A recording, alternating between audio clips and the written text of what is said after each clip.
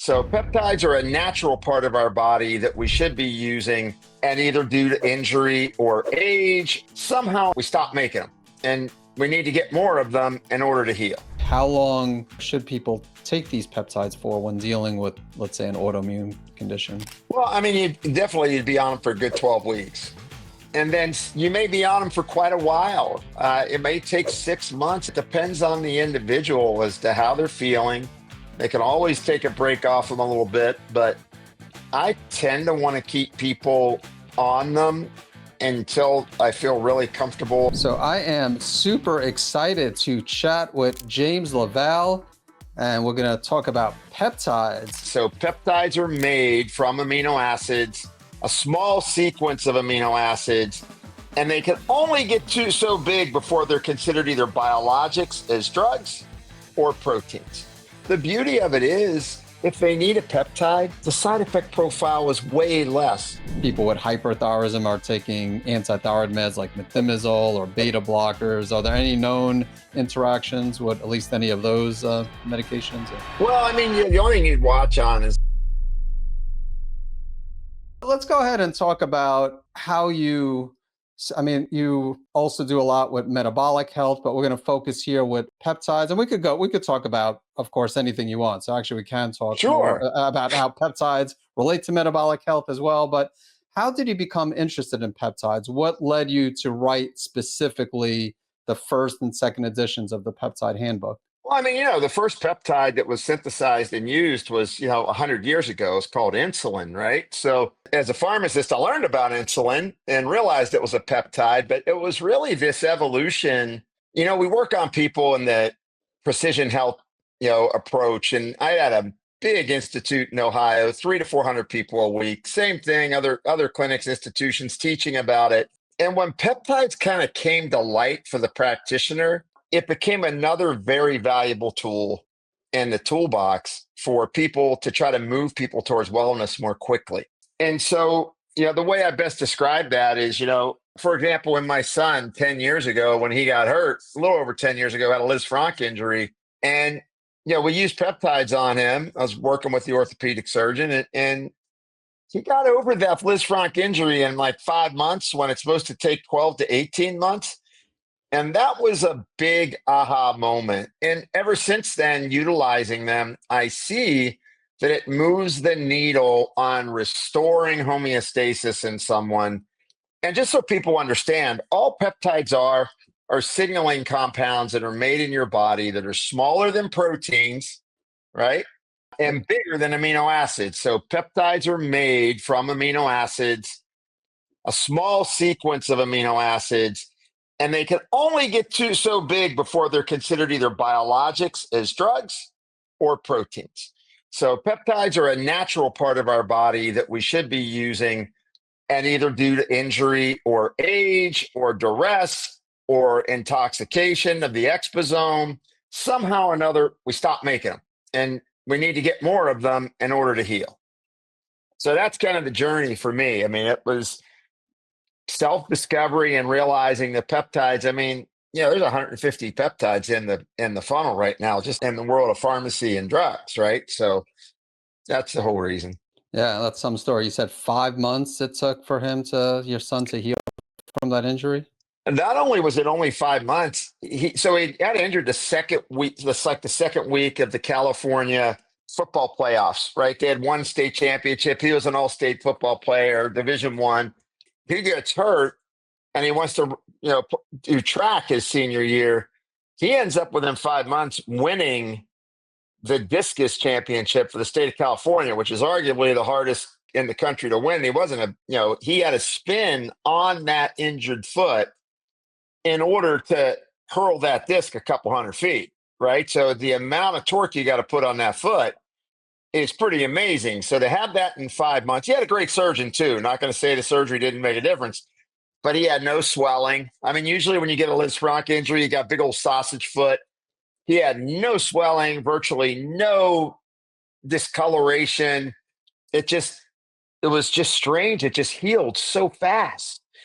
And I think the next 400 people I saw that our clinics utilized them on, I saw the equal type of response where whatever the target was, whether it was healing the gut or an injury or a tendon tear or cognitive capacity or reducing anxiety or getting more energy, sleeping better, the peptides just seem to help people to they cross that threshold to wellness way quicker than they normally would have. So it's, from what I understand, it's not replacing like foundations like diet and lifestyle, but along with diet and lifestyle helps to accelerate that process. Well, I don't think you can ever escape from diet and lifestyle. Yeah. I mean, we're still looking for the miracle pill, right? I mean, the fountain of youth pill.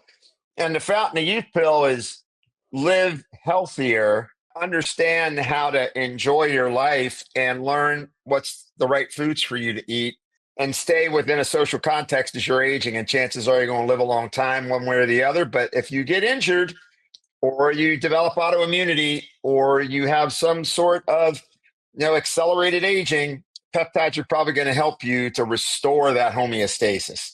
Another tool in the toolbox. That's all I try to get across to people. Yeah, no, that's amazing. Let's talk about autoimmunity, because a lot of the listeners have thyroid conditions, and you're probably aware that most thyroid conditions are autoimmune in nature. So, Sure.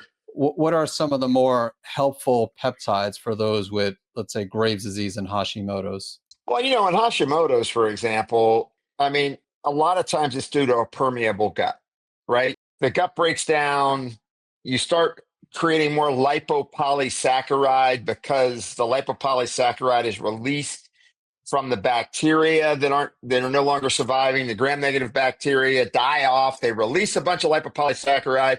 Because the gut's leaky, it gets into circulation and then circulates the liver. The intestines should be taking it out, but when you overwhelm it, it can't. The lymph as well. And then it attaches to the thyroid and triggers that inflammatory response in the thyroid. In addition to that, when the gut gets leaky, or permeable is a better term, you start to react to higher lectin foods. So things like gluten and dairy and other food sensitivities now contribute to Hashimoto's food antigen-induced thyroiditis, right? So the big ones for the gut, one is BPC 157, which is allowed as a dietary supplement. So BPC 157 helps restore the mucosal barrier, the damaged mucosal barrier that allows for gut permeability. That's just one of the main functions. There's other functions to it, but just in relationship to autoimmunity, that's the big function. The other one is a 3 amino acid peptide called KPV. KPV acts as something called a TNF alpha inhibitor. So it turns out 70% of your immune response is in the gut, and a lot of TNF alpha gets triggered with a permeable gut. And so drugs like Enbrel, which are biologics for other autoimmune conditions, are working to dampen TNF alpha. So KPV is a peptide that could help to dampen the inflammation signaling going on in the gut. The third one, which is very interesting and has just come to light over the last few years, is one called lorazotide. So lorazotide is basically lowers zonulin. And so what happens, either due to infection or due to stress, or you end up releasing more zonulin. Zonulin makes the tight junction. So if these are the cells of the intestine, the tight junctions gap, now you're getting bacteria translocation, bacteria fall through, the food isn't digested all the way, you're getting reactions to the food. So high zonulin is real problematic and associated with a lot of different health conditions, including autoimmunity. And so lorazotide lowers zonulin and allows the gut tight junctions to come back and be aligned. And that, of course, is in light with what you said earlier. Do you have adequate glutamine? Do you have adequate zinc? Do you have the nutrients? Are you getting enough fiber to make butyrate, to repair the epithelial cell? So all of that plays together, but those are 3 really big peptides related to gut and autoimmunity. And then, of course, one of the ones that got taken out with the FDA's actions, thymosin alpha 1, helps with immunomodulation. And that can be really important because obviously what we're trying to do is balance out immune response. Turns out when the gut gets permeable, you start creating more histamine response, more inflammation, more antigen antibody response. So you're wanting to throw, a big bucket of water on that fire, right? That's where peptides accelerate the ability to do that. When you used to have to struggle for 8 months to help get people's guts aligned, now it's happening in a few months and they're feeling the difference. That was a pretty short answer for all that, right? No, thank you for sharing. So to summarize, BPC 157 to help with the mucosal barrier, and then KPV, which is a TNF alpha inhibitor, and then lorazotide, which helps to lower zonulin. Essentially, could also assist with the gut healing process. And then Yes. the thymosin alpha 1 is no longer available. So, but there are other peptides that are related to there's TA11 will be out shortly. It's DSHEA compliant. I think TA1's going to come back in the short run. I think we're going to see a change of status on TA1 over the next 60 days. We visited Washington on the compounding issue a couple of times. And so I was in front of the FDA. And I think TA1 probably has a really good shot. I think some other ones will come back as well, related to longevity, like epitalin or delta sleep inducing peptide probably will get a shot. So I think there's going to be some positive moves related to that. I mean, the GLP-1s, I think pharma is going to just say, hey, look, we really need to have that space. We'll see what happens, though. So just taking those three peptides alone, though, that you mentioned can have a dramatic impact on pretty much any autoimmune condition, because really all autoimmune conditions are associated with that increase in intestinal permeability. That's correct. Yeah. Without a doubt. I mean, where it gets powerful, it's when you combine nutrition. Hey, what am I going to do to kill the bad bugs? Put some good beneficial flora back in, add fibers so that the microbiome can make butyrate. Use something like Moducare, which is really good for immunomodulation. There's some great human studies on Moducare. And I think that creates a really good basis. When you layer those peptides on, it just, the nutrition and dietary changes that you make in autoimmunity, because of course you're going to make changes on diet on autoimmunity, right? Yep. It just makes them stick quicker. People just get better faster. And, hey, I'm not aching, I'm not noticing, the visual disturbances, or I'm not as puffy. Gee, my belly is imploded. It really is, I think, one of the most significant things to come out over the last 25 years is kind of the more random acceptance and awareness of peptides. Yeah, no, definitely. How long, I know everybody's different, but on average, how long do people or should people take these peptides for when dealing with, let's say, an autoimmune condition? Well, you'd be on them for a good 12 weeks. And then you may be on them for quite a while. It may take 6 months. It depends on the individual as to how they're feeling. They can always take a break off them a little bit, but I tend to want to keep people on them until I feel really comfortable, and my staff or our docs or dietitians all feel really comfortable that, hey, you know what, you're in a good place now. Let's start to reverse titrate you out of this, right? And Yep. see if it sticks. And the beauty of it is, if they need a peptide, the side effect profile is way less, especially if you're not injecting. One of the big issues that the FDA brought up, of course, was immunogenicity. Like if you inject it, does the immune system get after it and attack it because of the injection into the tissue? And I think other than the secretagogues, like the sermorelins to help release of growth hormone, which is also important because it helps to retain circadian rhythm for your body, right? You start making all your hormones in sync again when you use things like sermorelin at bedtime. It's just important to note that the secretagogues are probably the only ones that really get that. You might get a little bit of an injection redness or irritation, depending on what it is. But the secretagogues are the only one that at least I've seen over the last decade where people get they could potentially lead to getting a welt or a wheal or a rash, and in which case they got to discontinue it.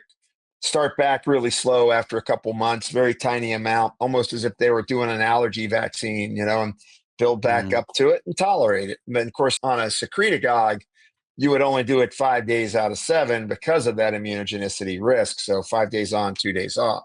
So with BPC 157, I know you could take that orally. With those other two, are those only like injections, or can you take those orally too then? Lorazotide's great orally. KPV's great orally. I mean, Okay. full disclosure, we've played with a patent pending process of a solid state liposome that had patent pending for all drugs, all nutrients. And it was initially made to deliver oncology drugs and opioids in the European market. It's particularly good at delivering small molecules. So peptides are really small.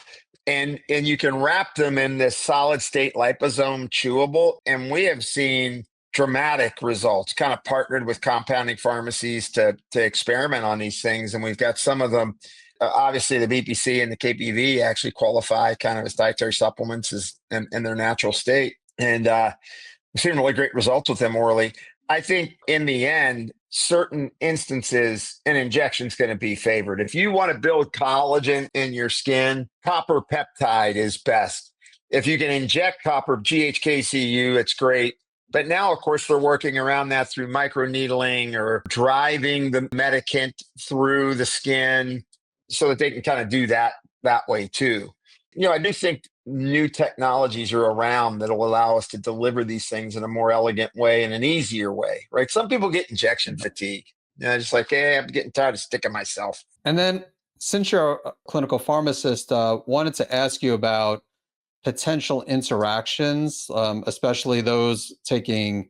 It's pretty safe when it comes to thyroid hormone replacement. I don't know of any interactions, but then people with hyperthyroidism are taking anti-thyroid meds like methimazole or beta blockers. Are there any known interactions with at least any of those medications? Or Well, the only thing you'd watch on is like if you're on beta blockers and you give a GLP-1, the little bit of concern is your heart rate's going to go up. But Mhm. honestly, the other benefits are so big, it doesn't matter. But there's no known interaction with like methimazole, and there's really, I've seen no issues with thyroid. The only thing I'll say is when people are taking thyroid hormone, as you start to correct their chemistry and their cortisol's coming down, thyroid hormone receptors come back to life, and you're going to have to adjust that dose down most Yeah. likely. Same thing if your cortisol is elevated and say you're wanting to use kisspeptin for stimulating gonadal release of hormones, right? Luteinizing hormone. Once you get the cortisol under control, cortisol competes with testosterone and estrogen receptors. So you get your cortisol under control. Now all of a sudden your hormones are starting to work better, right? So it's getting that full thought of understanding all these hormones are in sync. All these peptides are part of that cascade or symphony where you're creating a harmonic signal for, hey, I'm healthy. And as a practitioner, you just want to watch and go, okay, they still doing well. Great. Hey, it's something a little out of kilter. Maybe I can lower something or even get off of it. Right. Yep. Oh, that makes sense. So let's talk about some other peptides. Let's weight loss, a hot topic. I know you said GLP-1s might not be available. It sounds like maybe in the near future, but I don't know if there are, feel free to talk about them, but I don't know if there are other peptides that also can help with weight loss or. Yeah, I think, look, GLP-1s, there'll be other GLP-1s available through compounding pharmacies. It'll be there. There'll be phase 2B or 3A, researched peptides. I don't have a crystal ball to look into the middle of that, and it's way above my pay grade from the legal side when you think of the magnitude of the companies that are making GLP-1s, right? Nova and Lilly. So I can't, gaze into the crystal ball. I think GLP-1s are super important. I think they're one of the most significant drugs to be developed for the US in particular, or what I would say morbidly obese countries, because Canada's following us fairly closely. Because, there was a big controversy at first, like, oh, it's cheating. It's cheating to use a GLP-1. And then there was, you only lose lean mass, you don't lose fat, which is absolutely a lie. It's not a fact. GLP-1s actually stimulate muscle synthesis, but when people undereat, they're going to get catabolic and they're going to lose muscle and they're going to lose fat pads on their face, and it's not going to be pretty. So given that you use a GLP-1 correctly, and I'm big on teaching, at least at the American Academy of Anti-Aging Medicine, and what we're implementing at Lifetime is titration just to where you're losing weight, about 2 pounds a week. Keep it that lower dose. That way, when you go to get off of it, your body's not so dependent on it. And hopefully in that time, you're learning lifestyle changes like what you said earlier, exercise and diet, stress reduction, better sleep, right? Those are 4 biggies, right? How do I manage those 4 things?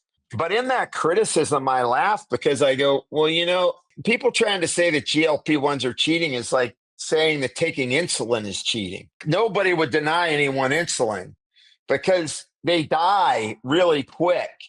The only difference is when you're not getting a GLP-1 is that you die a slow, miserable death. You get pulmonary hypertension, you get left ventricle failure, you get cardiac remodeling, you get fatty liver.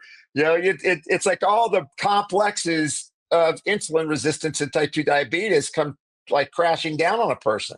Now, the challenge is people are using it as a miracle again, and we're not, I think, societally yet, we're not doing enough to teach people, hey, look, you really, if you want to use this to lose weight, you really need to use it as the Band-Aid or the bridge to adopting a healthier lifestyle, which I don't think that message gets out too quick or too much or nearly enough.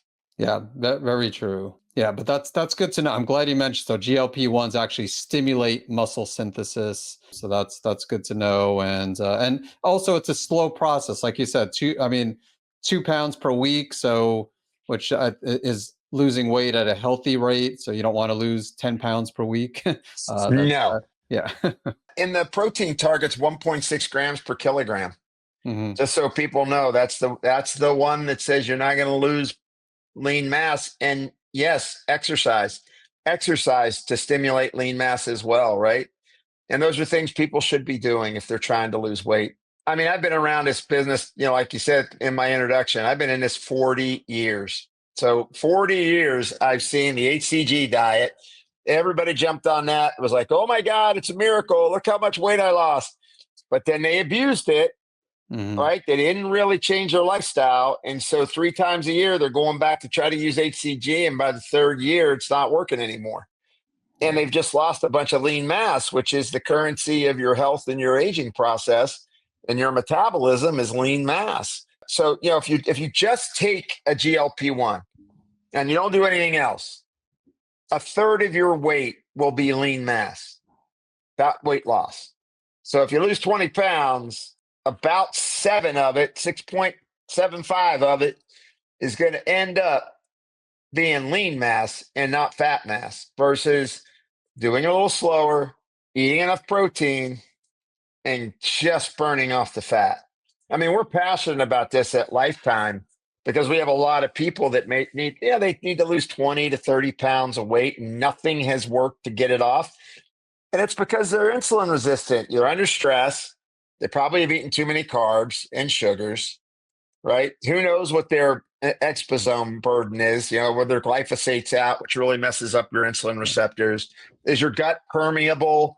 When your gut's permeable and you're releasing all these inflammatory cytokines, that turns off your insulin receptors. So anyway, that's the GLP-1s. I think they're really important. And I think they're important because, people have got themselves backed into a corner. Yeah, I definitely agree. And I mean, if someone is 50, 75 pounds, 100 pounds overweight, even 25 pounds overweight, I guess time and place for that. But how long can someone safely take them? So if someone is 50 pounds overweight and they're losing an average of 2 pounds per week, and let's say they're incorporating the foundations or eating enough protein, incorporating strength training. So is it safe for them to be on it for, that would be like 25 weeks to achieve their goal of like 50 pounds. If you are looking to do everything you can to save your thyroid, in addition to watching my videos on YouTube, you also might want to subscribe to my free online newsletter, which is called Healthy Gut, Healthy Thyroid.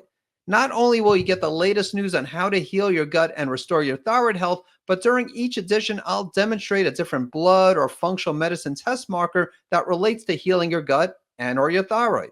There will also be an Ask Dr. Eric section where not only can you see questions that other people have asked related to gut and thyroid health, but you can also submit a question for me to answer in a future edition.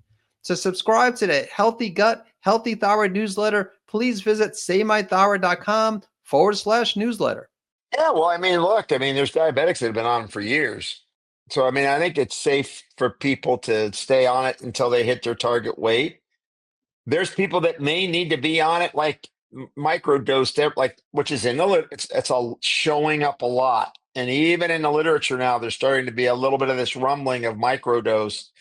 You know, in my opinion, and look, I come by weight loss honestly. I mean, I've run weight loss clinics. I had a contract research organization on weight loss clinics. My brother was 476 pounds. My mother was obese. My father was a type 2 diabetic that was obese.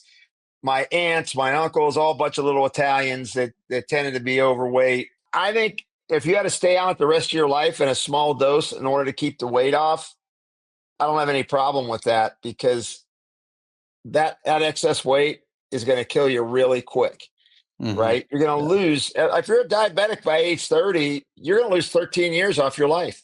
I mean, that's just study just published.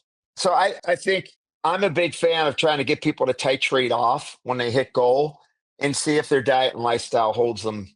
And if it does, awesome. I think the older you are, probably the harder that is, just because you've trained your body in a certain metabolic signaling pathway that may be hard to, reset, but you don't know until you try. Very, very true. How about, so hair loss? Hair loss very common in those with thyroid conditions. Obviously, you want to address the cause of the problem. So if the thyroid hormone imbalance is the cause, you want to address that. But still, sometimes they'll address the cause of the problem and the hair won't grow back, or at least not as quick as they want. And I know there are peptides that can help with hair regrowth. Yeah, I mean, the big one's copper peptide, right? GHKCU is probably the biggie. The other two, BPC and TB4. TB4, of course, another one that's probably going to come back, but topically, there's peptides for topical use for the hair that that are accepted because they're more cosmeceuticals, right? So when you start to combine peptides like thymic peptides with copper peptide, which helps with collagen synthesis and then also gene regulation. So when you think about your hair bulb and you get a lot of inflammation in the hair bulb, well, that changes gene transcription in the hair bulb. And, so the GHKCU helps to modulate that. And then there's just a couple of things that work with it as well, is just, like melatonin and caffeine are interesting topicals to go with peptides. Using PRF, like using PRP type blood platelets that's spun down and enriched and getting the plasma and injecting that with the peptides, that's been really, I'd say, a stable process for a lot of folks that I know that's involved at the American Academy of Anti-Aging Medicine on hair restoration. So, yeah, I mean, I think, once again, topically BPC, the thymic peptides, copper peptides, actually an interesting compound that's used as a senolytic known as rapamycin. They're finding a lot of success with rapamycin topically. Yeah, it's a pretty powerful drug. So I tend to say start with the peptides, start with the topical melatonin, topical caffeine, and usually people will see benefit, especially if they're including red light therapy with it, right? To get the good red light therapy helmets to help. It can do really well. I've had a lot of success with that with COVID long haulers that lost their hair, especially women. They lost 50% of their hair. Same issue. Immune system got fired up. Hair came out. Yeah. And again, I'm sure it's something that takes a while, like where they're using the peptides. It's probably not going to be like a few weeks. It might take a few months to really get some significant hair loss. And in combination, you said, with that red light therapy helmet, correct? Correct. And look, I tell people all the time, look, it takes 6 months. I mean, give it 6 months. I mean, I once again, great teachers are your family members, right? My spouse had COVID, and she had long haul COVID signs of, she lost a lot of hair. She had a lot of hair, but she had lost a lot of hair. And it was very concerning for her. And it was interesting because yesterday we were doing QEEG assessments.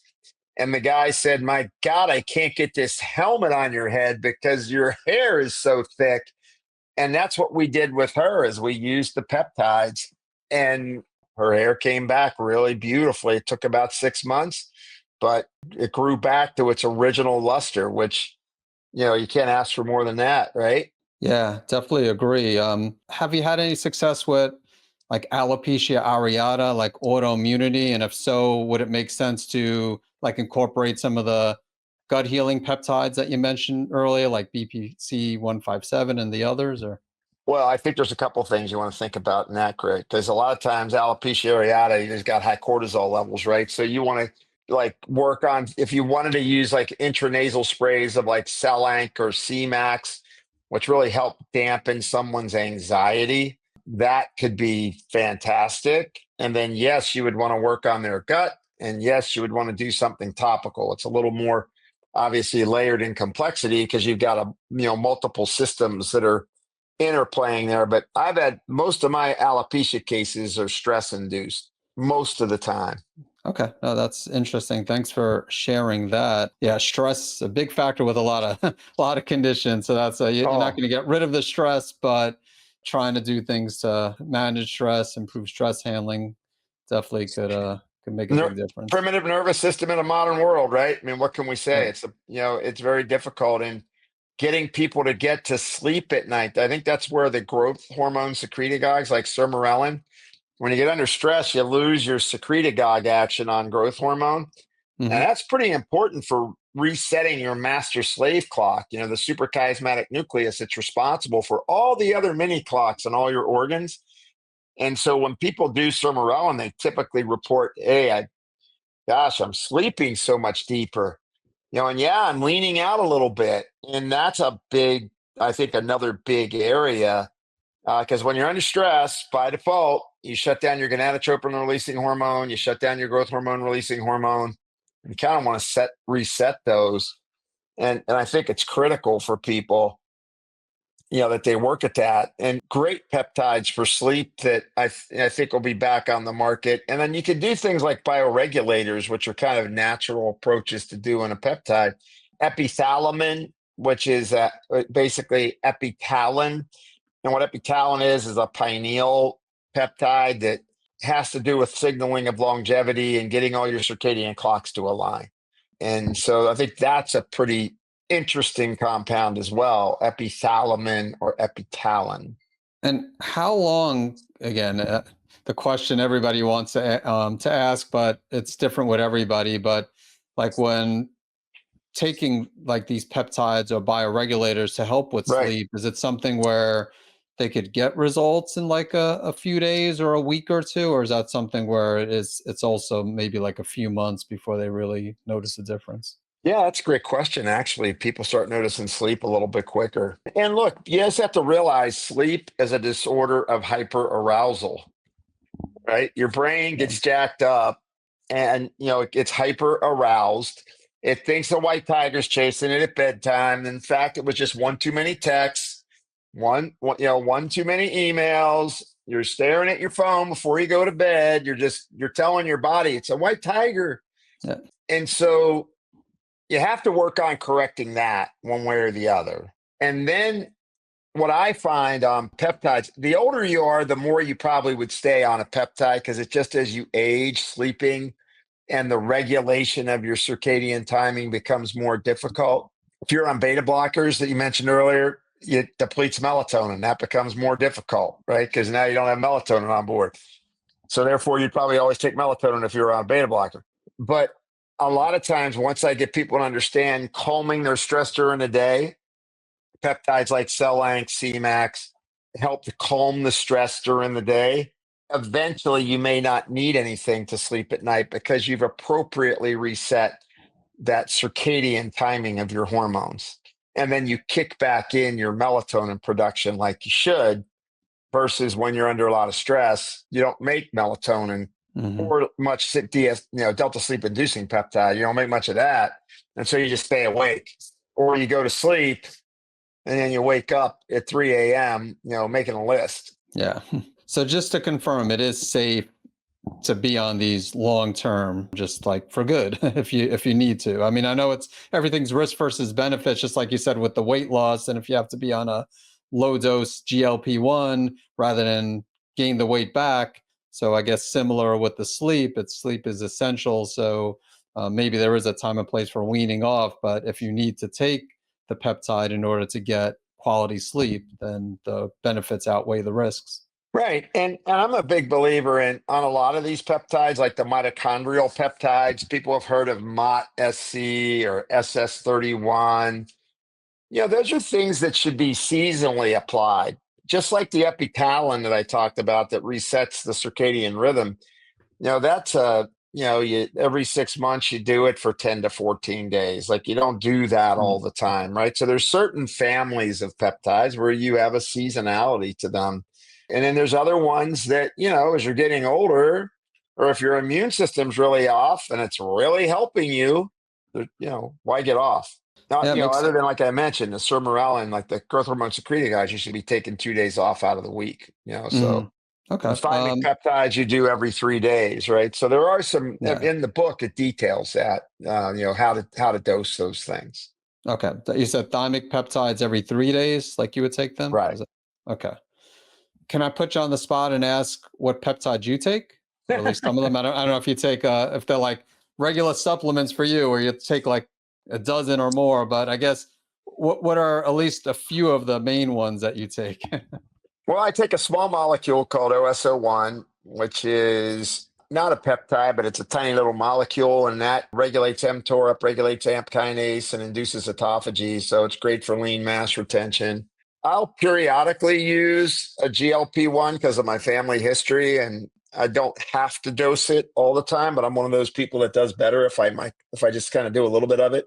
I'll do sermorelin just because of my age. I turned 65 and, I want to keep producing some growth hormone.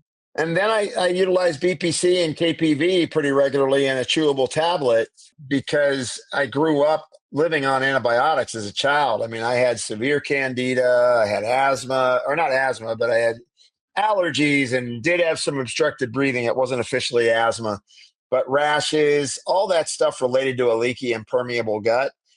So because I still work out fairly hard, I like being on a little bit of KPV and BPC just to kind of, protect the gut, decrease inflammation signaling. But I don't inject all day, every day. I'm not doing 6 peptides 4 times a day kind of stuff. I'm very selective. And then I'll have periods of time where I go off the sermorelin. I have periods of time where I may not take KPV. I have, periods of time. I mean, I've went, weeks, months with, hey, do I need any tirzepatide or not? So I really try to be selective and say, what does my body need? But I take nutrients. I mean, I certainly take a fair amount of nutrients. I don't really watch my diet. That's the core. And I exercise. Those are, probably the most important aspects, what I think, to my health journey. I think that peptides just augment it and kind of put a cherry on top of the journey. No, this was very informative. That first one you mentioned that you took, is it called for the lean muscle mass retention? Is it OSO1? Yeah, OSO1. OSO, okay. Right. And that's 100 milligrams daily, 6 days, 6 weeks on, 4 weeks off. Really interesting small molecule.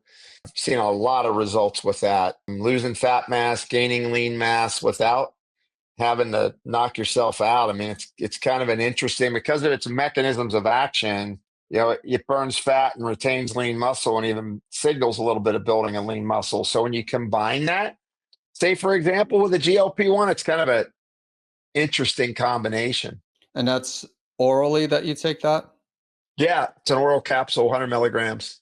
Okay, cool. And then the GLP-1, you said you take occasionally just because of your family history. So do you take it for like a month or 2 at a time, and then you take a break for like 6 months, or? Well, because of, what I do, I'm around, I dose, I don't want to call it fairly intuitively, but I would say probably every other week is the way I do it. Okay. I'm pretty solid at every other week, like 2.5 milligrams, which really isn't a micro dose. It's kind of within the range of dosing on it, but every couple of weeks it tends to kind of keep me where I want to be. All right, wonderful. Well, thanks for sharing it. Any other? I mean, there's plenty more peptides in your book, so definitely don't want to steal the thunder, and we'd have to like spend a few more hours, maybe the whole rest of the evening talking about to cover them all. But any others that you really wanted to talk about, or did we really hit the major ones during this conversation? Well, I think we hit the big ones. I mentioned epitalin. I think that's incredibly important. Epitalin and Vilon are the big longevity peptides that I think as people continue to want to reach for being healthier as they age to maintain their vitality, I think, those are biggies. I know I mentioned epitalin a little bit, Hmm. but yeah, I think those are really big. And I mean, then my gosh, there's cerebrolysine, and there's thymosin beta 4, and then obviously the MOTC I mentioned, SS31 I mentioned, but there's a lot to go into on that. For example, how do you repair your mitochondria as you're aging? Because the mitochondria get dinged up and damaged as you age, and now you're not making energy like you should. So, but that's a topic for another interview. So, maybe you can have Yeah. me back and we could talk more about peptides. Yeah, or again, your future books or past books. Sure, we'll have plenty to talk about with future interviews. And the final question related to the contraindications. I know we spoke about some of the medications, but like for example, pregnancy, breastfeeding, children. Like what contraindications? What should be? When should Well, people on not women, take peptides? when women are pregnant and breastfeeding, all things are off, Yeah. other than what the OB-GYN says. I don't really, uh, I don't play there because I think it's just too many unknowns in terms of peptides.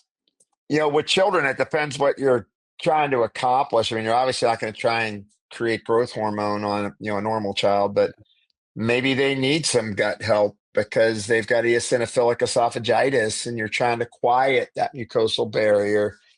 But there isn't a lot of evidence around peds and the use of Yeah. peptides. You have to kind of rely on the individual wisdom of the practitioner to think through what they might consider doing. Obviously, the GLP-1s have, endocrine type 2, tumors, and certain thyroid cancers can't do it with, right? So it's just those things are well known. If you've had a history of cancer, you don't want to do a growth hormone secretagogue because it's in the literature that it could stimulate it. That's pretty much it. I mean, once again, read up. I mean, if somebody's really interested in starting on peptides, I'd encourage them, if they don't buy my book, get somebody else's book, but read what they do. And we list what the cautions are on each of the peptides so that you can get an understanding of, okay, is this a candidate for me to try? Because I think, once again, people spend more time picking out their refrigerator than picking out what they need to do for their health. And they need to spend more time understanding about their health.